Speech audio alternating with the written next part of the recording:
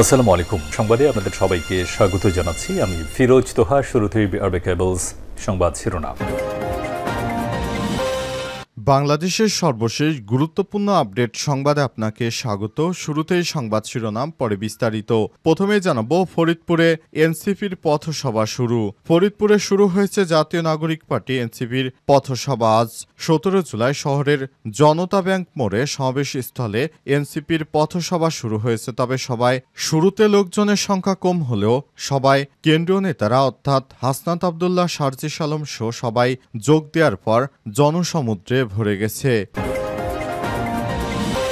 এরপর জানাবো গোপালগঞ্জে চলছে কারফিউ, আটক 14। গোপালগঞ্জে জাতীয় নাগরিক পার্টি এনসিপির পদযাত্রা ও সভাকে কেন্দ্র করে দফায় দফায় হামলা সংঘর্ষের ঘটনায় কারফিউ চলছে। এর মধ্যে অভিযান চালিয়ে 14 জনকে আটক করেছে যৌথ বাহিনী।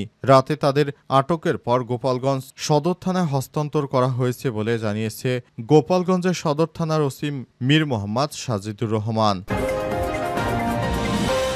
এদিকে এনবিআরে আন্দোলন, শাস্তি পেতে পারেন 3 শতাধিক কর্মকর্তা কর্মচারী। সরকারি চাকরির শৃঙ্খলা ভঙ্গের অভিযোগে জাতীয় রাজস্ব বোর্ড এনবিআরে আন্দোলনরত কর্মকর্তা কর্মচারীদের বিরুদ্ধে শাস্তিমূলক ব্যবস্থা গ্রহণ অব্যাহত রেখেছে সরকার। ইতিমধ্যেই 4 জনকে বাধ্যতামূলক অবসরে পাঠানো হয়েছে এবং 23 জনকে সাময়িক বরখাস্ত করা হয়েছে। একই সঙ্গে আরও অন্তত 346 জনের নামে একটি তালিকা প্রস্তুত করা হয়েছে। যাচাই বাছাই শেষে এদের অনেকের বিরুদ্ধে ব্যবস্থা নেওয়া হবে। এদিকে নির্বাচন ঠেকাতে পরিকল্পিতভাবে অস্থিতিশীল পরিস্থিতি সৃষ্টি করছে একটি মহল, বলছে বিএনপি। আগামী ফেব্রুয়ারিতে নির্ধারিত জাতীয় সংসদ নির্বাচনকে বানচাল করার জন্য একটি মহল পরিকল্পিতভাবে দেশে আইনশৃঙ্খলা পরিস্থিতির অবনতি ঘটাচ্ছে বলে মন্তব্য করেছে বিএনপি। দলটির স্থায়ী কমিটির সদস্য এমন দাবি উঠেছে। গতরাতে গুলশানে বিএনপির চেয়ারপারসনের রাজনৈতিক কার্যালয়ে অনুষ্ঠিত স্থায়ী কমিটির বৈঠকে এই মতামত আসে। এবং সর্বশেষ জানাবো সিরিয়ায় সংঘর্ষে নিহত 350। সিরিয়ার দক্ষিণে সুবাইদা প্রদেশে গত রোববার থেকে শুরু হওয়া সংঘর্ষে নিহতের সংখ্যা 350 ছাড়িয়েছে। রাজধানী দামেস্কো থেকে Syrian observatory for human rights নামে যুক্তরাজ্যভিত্তিক একটি যুদ্ধ পর্যবেক্ষক সংস্থার বরাত দিয়ে আজ এই তথ্য জানিয়েছে বার্তা সংস্থা এপি। এর আগে নিহতের সংখ্যা 300 বলে জানিয়েছিল তারা। প্রিয় দর্শক, এতক্ষণ শুনছিলেন সংবাদ শিরোনাম, এবারে বিস্তারিত। তবে তার আগে বন্ধুরা, অনুরোধ থাকবে এই সংবাদটিতে একটি লাইক দিন। এই চ্যানেলে আপনি নতুন হয়ে থাকলে আমাদের সংবাদটি দেখতে দেখতে চ্যানেলটি সাবস্ক্রাইব করে রাখুন। কমেন্ট করে বন্ধুরা আপনার মূল্যবান মতামত জানিয়ে দিন আপনি বিশ্বের কোন দেশ থেকে বা বাংলাদেশের কোন স্থান থেকে আমাদের সংবাদটি দেখছেন এবং শুনছেন। আর বন্ধুরা, এই সংবাদটি আপনার সোশ্যাল মিডিয়া ফেসবুকে শেয়ার করে বন্ধুদেরও দেখার সুযোগ করে দিন। এবারে বিস্তারিত। ফরিদপুরে এনসিপির পথসভা শুরু। ফরিদপুরে শুরু হয়েছে জাতীয় নাগরিক পার্টি এনসিপির পথসভা। আজ শহরের জনতা ব্যাংক মোড়ে সমাবেশ স্থলে এনসিপির পথসভা শুরু হয়। তবে সবাই এখনও দলটির কেন্দ্রীয় নেতারা উপস্থিত হননি। পূর্ব ঘোষণা অনুযায়ী বৃহস্পতিবার সকাল 10টায় পথসভা শুরুর কথা ছিল, কিন্তু গতকাল গোপালগঞ্জে হামলা সংঘর্ষের ঘটনায় তা 2.5 ঘন্টা পিছিয়ে দুপুর 12টায় করা হয়েছে। এদিকে এনসিপির পথসভাকে ঘিরে সমাবেশ স্থলে আসছে দলটির নেতাকর্মীরা। মঞ্চে স্থানীয় নেতাকর্মীরা বক্তৃতা দিচ্ছেন। দুপুর 1:30টার দিকে কেন্দ্রীয় নেতাদের বক্তব্য দেওয়ার কথা রয়েছে। সমাবেশ স্থলে গিয়ে দেখা যায় মঞ্চে জেলা ও বিভিন্ন উপজেলা নেতাকর্মীরা উপস্থিত হয়েছে। সেখানে জেলার বিভিন্ন স্থান থেকে নেতাকর্মীরা জড়ো হচ্ছেন। তাদের মধ্যে 2-1 জন উপস্থিত জনতার উদ্দেশ্যে বক্তব্য দিচ্ছেন। ফরিদপুর এনসিপির জ্যেষ্ঠ আহ্বায়ক এস.এম. জাহিদ বলেছেন, সকাল 10টার বদলে দুপুর 1টার দিকে শুরু হয় পথসভা। কেন্দ্রীয় নেতারা এখনও ফরিদপুর এসে পৌঁছায়নি। স্থানীয়রা এসেছে, তবে তারা বক্তব্য দিচ্ছেন।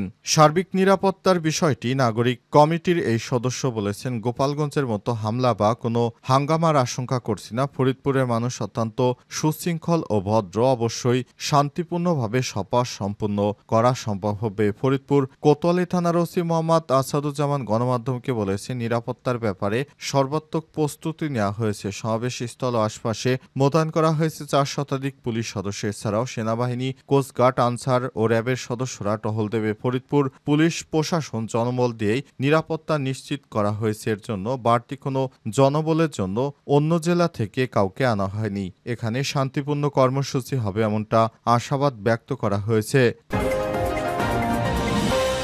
গোপালগঞ্জে চলছে কারফিউ, আটক 14। গোপালগঞ্জে জাতীয় নাগরিক পার্টি এনসিপির পদযাত্রা ও সভাকে কেন্দ্র করে দফায় দফায় হামলা সংঘর্ষের ঘটনায় কারফিউ চলছে। এর মধ্যে অভিযান চালিয়ে 14 জনকে আটক করেছে যৌথ বাহিনী। আজ রাতে তাদের আটকের পর গোপালগঞ্জ সদর থানায় হস্তান্তর করা হয়েছে বলে জানিয়েছে গোপালগঞ্জ সদর থানার ওসি মীর মোহাম্মদ সাজেদুর রহমান। তবে এই ঘটনায় এখনও মামলা হয়নি বলে জানিয়েছেন তিনি। এদিকে রাত থেকে শুরু হওয়া কারফিউর কারণে বৃহস্পতিবার ভোরের আলো ফোটার পরও শহরের মানুষের কর্মচাঞ্চল্যতা দেখা যায়নি। অনেকটাই থমথমে পরিস্থিতি দেখা গেছে।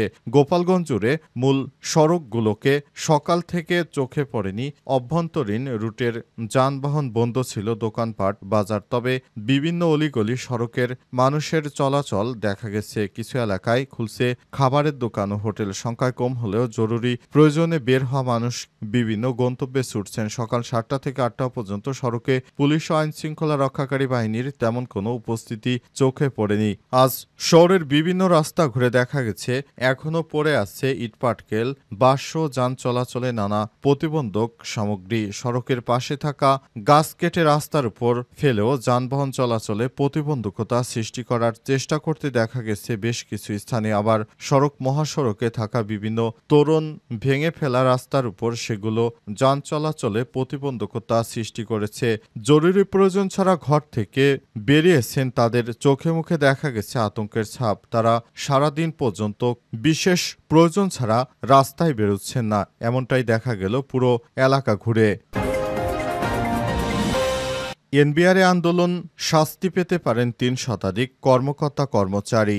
সরকারি চাকরি শৃঙ্খলা ভঙ্গের অভিযোগে জাতীয় রাজস্ব বোর্ড এনবিআরে আন্দোলনরত কর্মকর্তা কর্মচারীদের বিরুদ্ধে শাস্তিমূলক ব্যবস্থা গ্রহণ অব্যাহত রেখেছে সরকার। ইতিমধ্যেই 4 জনকে বাধ্যতামূলক অবসরে পাঠানো হয়েছে এবং 23 জনকে সাময়িক বরখাস্ত করা হয়েছে। একই সঙ্গে আরও অন্তত 346 জনের নামে একটি তালিকা প্রস্তুত করা হয়েছে। যাচাই বাছাই শেষে এদের অনেকের বিরুদ্ধে ব্যবস্থা নেওয়া হবে বলে নিশ্চিত করেছে সংশ্লিষ্টরা। সরকারি সূত্র থেকে জানা গেছে আন্দোলনে অংশগ্রহণ, অফিস বন্ধ রাখা, কর্মসূচি সক্রিয় থাকা এসব অভিযোগে কর্মকর্তা কর্মচারীদের বিরুদ্ধে ব্যবস্থা নেওয়া হচ্ছে। ইতিমধ্যেই খসড়া তালিকায় থাকা 346 জনের মধ্যে যাদের বিরুদ্ধে রাষ্ট্রীয় কাজে ব্যাঘাত সৃষ্টির প্রমাণ পাওয়া যাবে তাদের বিরুদ্ধে চূড়ান্ত ব্যবস্থা গ্রহণ করা হবে। অর্থ মন্ত্রণালয়ের এক কর্মকর্তা গণমাধ্যমকে জানান, তালিকা দীর্ঘ হলেও এটি চূড়ান্ত নয়, সবাইকে শাস্তি দেওয়া হবে এমন নয়। এনবিআরের এক কর্মকর্তা বলেছেন, সংখ্যা নিয়ে নানা গুঞ্জন চলছে, চূড়ান্ত পদক্ষেপের পরই সঠিক চিত্র বোঝা যাবে। যারা সরকারকে বেকায়দায় ফেলতে নানাবিধ কর্মসূচি পালন করেছে এবং যারা মনে করেছে যে আমরা হয়তো বিপদে ফেলে নতুন করে আবার দেশকে অস্থিতিশীল করতে চায়, সেসব কর্মকর্তা কর্মচারীদের বিরুদ্ধে সরকার এই ব্যবস্থা গ্রহণ করেছে। সরকারের এই ব্যবস্থা মূলত যারা নাশকতা সৃষ্টি করতে চেয়েছিল তাদের বিরুদ্ধেই। কিন্তু যারা কর্মক্ষেত্রে সঠিকভাবে কাজ করেছে তাদেরকে কোনোভাবেই চাকরি থেকে কোনো বহিষ্কার করা হচ্ছে না। সিরিয়ার সংঘর্ষে নিহত 350 ছাড়ালো। সিরিয়ার দক্ষিণে সুবাইদা প্রদেশে গত রোববার থেকে শুরু হওয়া সংঘর্ষে নিহতের সংখ্যা এ পর্যন্ত 350 জন ছাড়িয়ে গেছে। রাজধানী দামেস্ক থেকে Syrian observatory for human rights নামে যুক্তরাজ্য ভিত্তিক একটি যুদ্ধ পর্যবেক্ষক সংস্থার বরাত দিয়ে আজ এই তথ্য জানিয়েছে বার্তা সংস্থা এএফপি। এর আগে নিহতের সংখ্যা 300 বলে জানানো হয়েছে। সংস্থাটি জানিয়েছে, আজ থেকে শুরু হওয়া সংঘর্ষে এখন পর্যন্ত দ্রুজ সম্প্রদায়ের ৭৯ জন সশস্ত্র ব্যক্তি এবং ৫৫ জন সাধারণ মানুষ নিহত হয়েছে। এদের মধ্যে ২৭ জনকে সরাসরি গুলি করে হত্যা করেছে দেশটির প্রতিরক্ষা ও স্বরাষ্ট্র মন্ত্রণালয়ের সদস্যরা। এছাড়াও সংঘর্ষে সিরীয় প্রতিরক্ষা স্বরাষ্ট্র মন্ত্রণালয় ১৮৯ সদস্য ১৮ জন বেদুইন যোদ্ধাও প্রাণ হারিয়েছে। যুক্তরাজ্য ভিত্তিক সংস্থাটি আরও জানিয়েছে, সুবাইদায় নিহতের মধ্যে একজন মিডিয়া কর্মীও রয়েছে। তার নাম হাসান আল জাবি। সিরিয়ান সাংবাদিক ইউনিয়ন এর এক বিবৃতিতে জানিয়েছে, পেশাগত দায়িত্ব পালনের সময় অবৈধ সন্ত্রাসী গোষ্ঠীর গুলিতে তার মৃত্যু হয়েছে। তবে আল জাবি কোনো সংবাদ মাধ্যমে কাজ করতেন না বা উল্লেখ করা হয়নি। অবজারভেটরি ফর হিউম্যান রাইটস এর এই পর্যবেক্ষণে সংস্থাটি জানিয়েছে, সিরিয়ায় কেন এই ধরনের হামলা সে বিষয়ে এখনও স্পষ্ট করা হয়নি। তবে ইহুদিবাদী ইসরায়েল পুরোপুরি দ্রুজ সম্প্রদায়ের লোকজনকে সহায়তার ও অজুহাতে সিরিয়ায় হামলা চালাচ্ছে ইহুদিবাদী ইসরায়েল। নতুন করে এই হামলায় ব্যাপক ক্ষয়ক্ষতি হতে শুরু করেছে সিরিয়ার।